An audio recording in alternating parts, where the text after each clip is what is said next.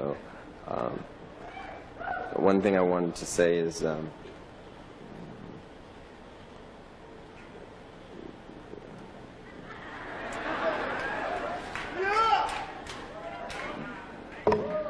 don't be fooled by the internet.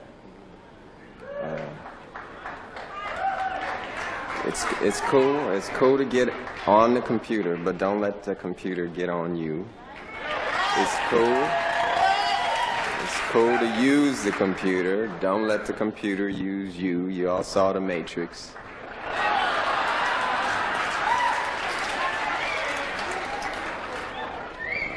There is a war going on. The battlefield's in the mind. And the prize is the soul. So just be careful. Be very careful. Thank you.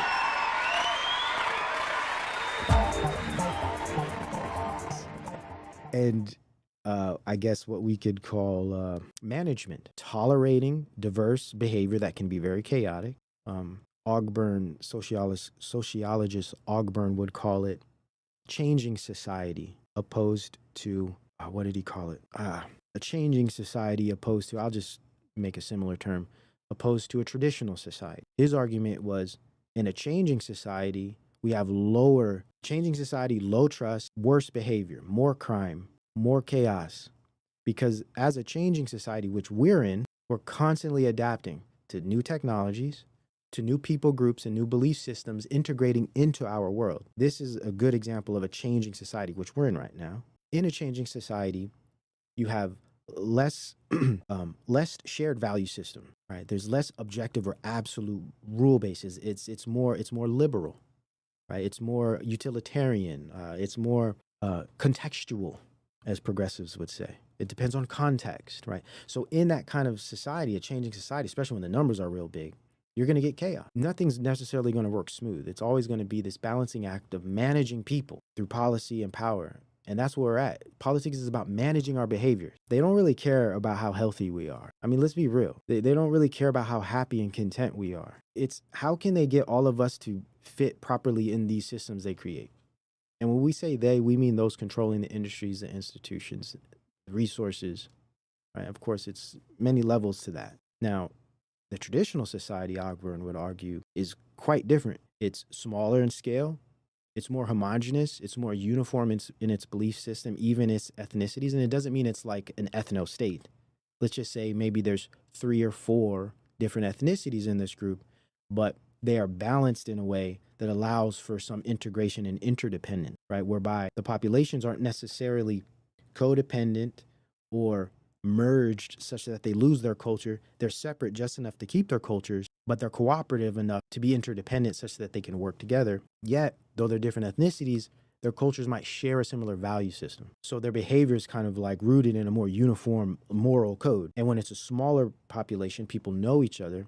There's the concept of shame. There's concepts of accountability, responsibility. These things become more ingrained, and also uniformity, right? So what happens is systems function more smooth. And I guess my point I'm making here is we're a changing society. If I'm going to use Ogburn's kind of this way of analyzing changing in more traditional cultures, if we're a changing society, possibly, and I think this is what we're actually talking about, those of us that are in these kind of communities where we're talking about working outside the system, we need to create these more traditional types. We need to create these traditional types of societies, but like microcosms within the changing society. So if we can create traditional societies within the changing society, possibly we could maintain some of our ways of living. So I think that's really what we're moving toward. So when I read a lot of these really old writings, guys from the 30s and 40s, really ahead of their time, talking about, because what they were experiencing, this pre-World War II and into post-World War II changes in America.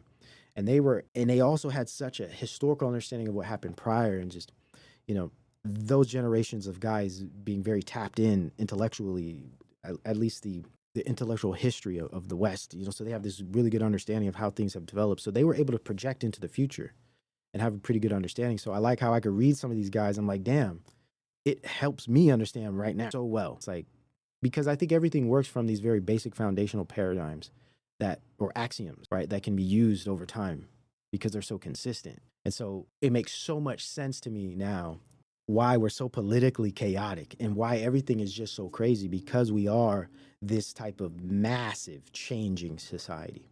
And it makes it even worse when we consider this new, I read a lot of Steiner. Steiner is an interesting guy. Don't agree with him all the time, of course, because he's a mystic, but very, very interesting guy, Steiner. I like his naturalist essays, on how to grow food and, just the very human scale naturalist practices of anthropophagy, I think is pretty interesting. But anyhow, yeah, we are this massive changing society, and people are talking about it. We need to accelerate. It's like, wow, accelerate. That just speeds up that change. So that's going to bring more chaos. And I think that's why a lot of people are moving back to tradition, man, because they're at a subconscious level, they're realizing that this forward progressive stuff is just not the way to go. It's like Icarus, we're moving way too fast and we're feeling the heat. We need to slow it down. Yeah, don't burn the book. This is something I would suggest everyone do. I've been building a library hardcore since about 2016. I've been building a library since then. And I had a small one prior, very small, meager. But now, I have thousands of books. Not to say I read them all, who has time, but I collect them. And I'm trying to build something I could pass down. And I think if enough people do this, we can retain and preserve knowledge, right? Because once AI, and we already see this happening on the internet, dead internet theory, all of this stuff, the internet is vanishing. So much great stuff that used to be on the internet is gone. And once these AI systems are going to have books in digital form, once these AIs get a hold of these books digitally, they're going to be able to, in real time, change and alter what's been written. So it's very important that we maintain some of these things, I think, for the sake of human knowledge. That I personally believe is valuable. We already, you know what, man? Hey, I would not be surprised, and I think it is happening in real time. I believe they are using AI systems, especially in the internet, to just alter reality, man. And I think this is why they're focusing so much on these algorithms, whether it be OpenAI, Grok, all of these different systems, is because they're trying to create the new authority on reality, on truth, on knowledge. Because as we can see, the internet is vanished. Everything's moving to applications. Me and Hulk were talking about this recently. Everything is moving to applications. If you think about it, I was trying to describe to Hulk how it's fascinating. I remember back in like 03, 04, 05, we were all on desktops and laptops if you could afford one, because they were pretty expensive. But most of us had just old desktop. And that's how we operated on the internet. We didn't necessarily have internet on our phones, though it did exist. It was only a few carriers that offered it, and the internet sucked. It was really bad. That's when the internet was actually more real. It was more substantive. It was of higher value. Now, we're operating in a completely different digital ecosystem. And someone correct me if I'm wrong. This is the perspective I've gathered over at least the last 5 years, 10 years now. Now we're operating, especially the younger generations, which are online more than any other, we're operating out of applications and devices, right? People, especially any of my engineers listening, correct me if I'm wrong about this, because I'm not an engineer, so there's definitely blind spots I have with regard to some of these detailed definitions of these things and the relationships. But to me, it seems like now we're operating in these application ecosystems, these kind of like closed systems, and no longer on the web like we used to. And I do understand online and web are two different things, so I don't mean to confuse that. But now we're living in these application worlds, device-based, device-dependent worlds, no longer in the internet. So what is the internet at all? Like when we think of websites and stuff, right?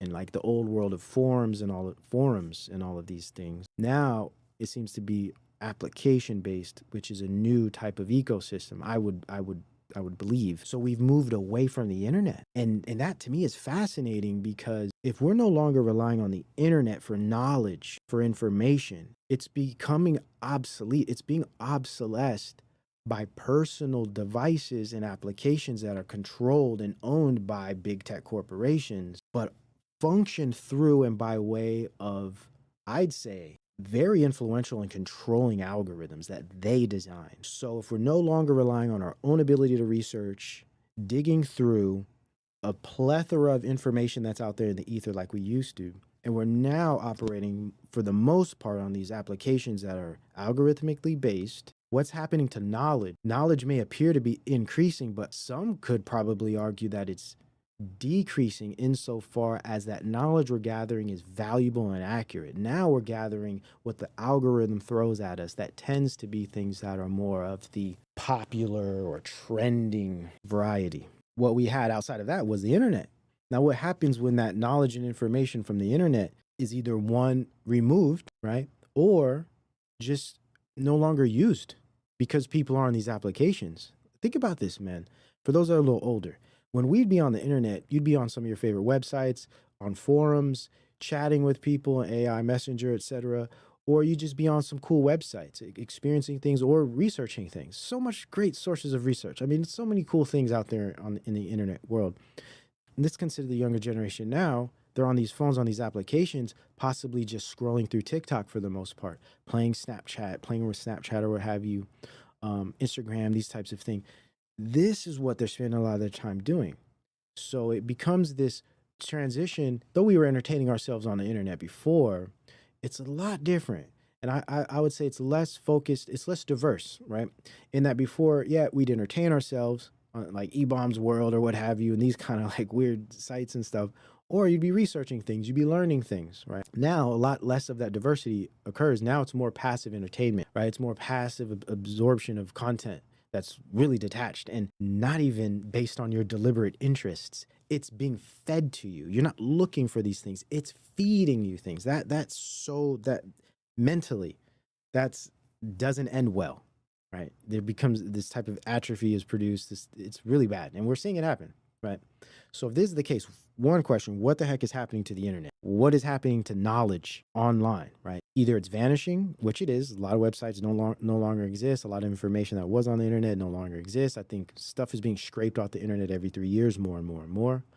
Either that, or people aren't even using it because we're too busy on these passive applications being fed content by algorithms. So what's happening to knowledge in that sense? Then I consider this idea that, okay, if all we really had, of course, word of mouth, right, and cultural knowledge that we have in person with family and passed down traditional ideas and knowledge, wisdom, that doesn't really exist much anymore anyways because of the kind of gap between generations now. It's not like we have uncles and grandfathers and dads and stuff kicking us game like we used to back in the 90s. It's a little bit different now. Now everyone is atomized and hyper-focused into their own little algorithms, right? So we no longer have the word of mouth, traditional oral traditions, right? Now we're even losing and so oral traditions gone, physical books still in play, right? There is even actually a Gen Z movement right now, people reading more, which is great, right? So it's not to say it's completely gone, but it's still a minority, okay?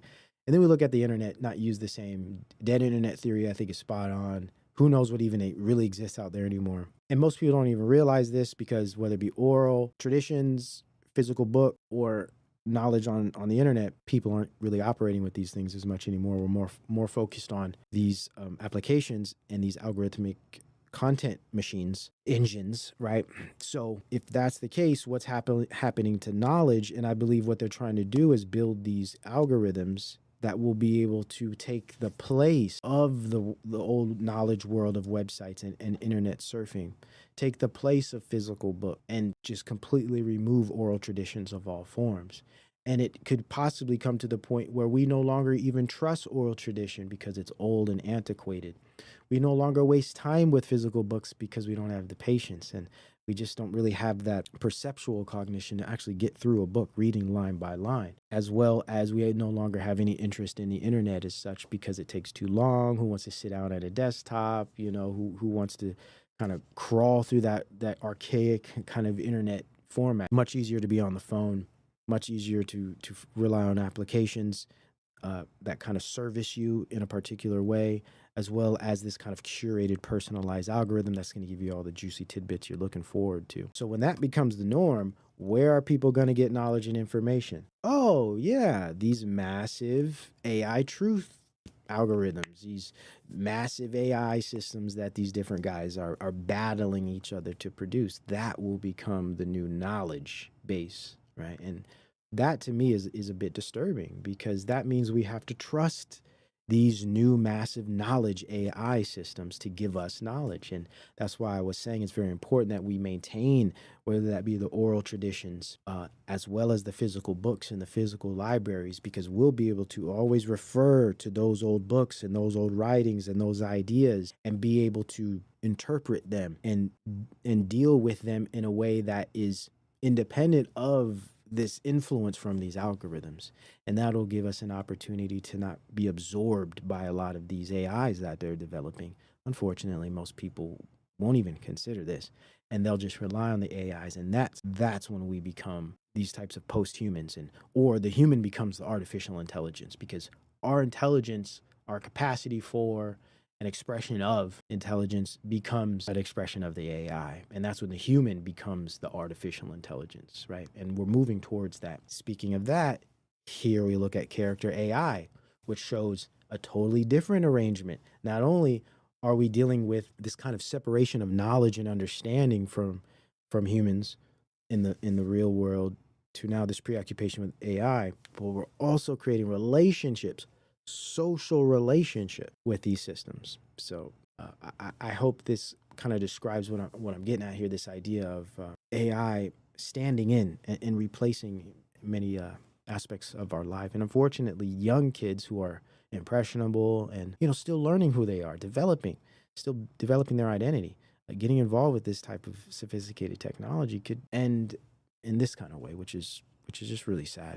And I think this is just a good warning to people to make sure we keep these types of communicating machines away from children. I mean, there's nothing good about this. Nothing. I really don't believe we need these things. In fact, they just take us further away from who we are as humans. And it is a serious problem.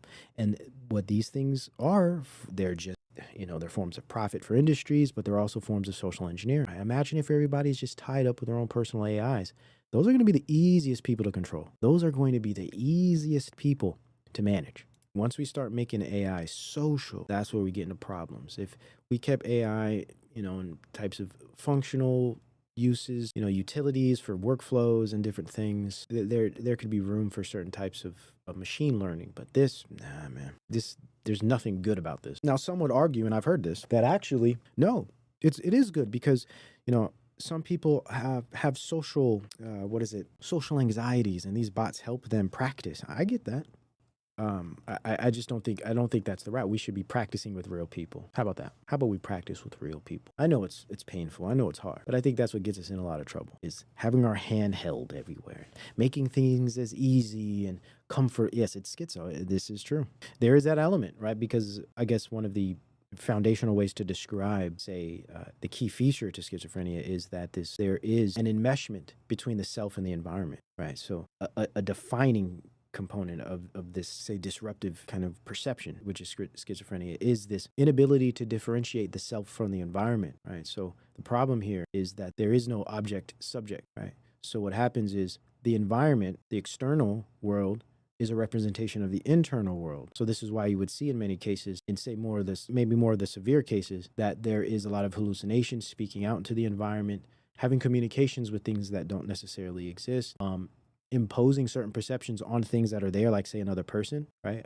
I've experienced this a lot in San Francisco when I used to work downtown, and you would have certain individuals having complete conversations with you that you're not involved in, or them thinking you're something, like I can give a lot of examples, but the point is, it's this lack of differentiation between the self, what they're thinking internally, what they're perceiving internally, and what's happening outside. So there's this full enmeshment where everything is the self. Now, I think you're on point there when we consider these things, because this is what AI is going to produce. It's going to produce a type of human biocomputational ecosystem where we're speaking out into the environment, and the environment speaks back to us in AI form. So what happens is we are.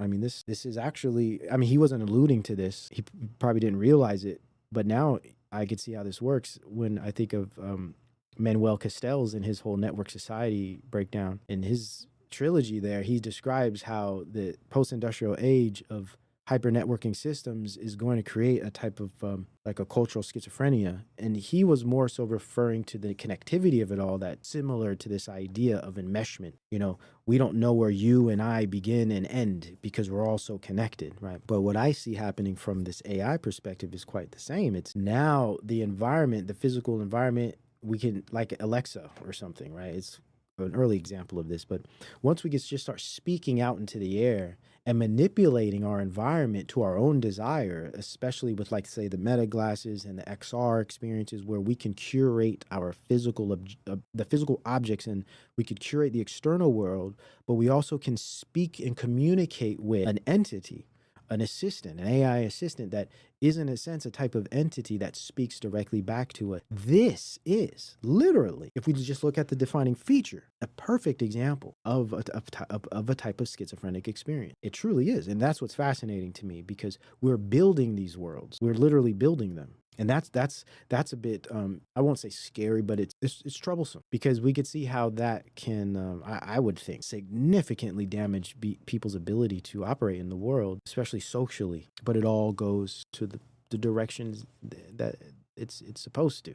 Knowing all of this, you know, the optimist in me really just hopes we get it. You know, let me put on my blue pill hat first. Okay, put on my blue pill hat here.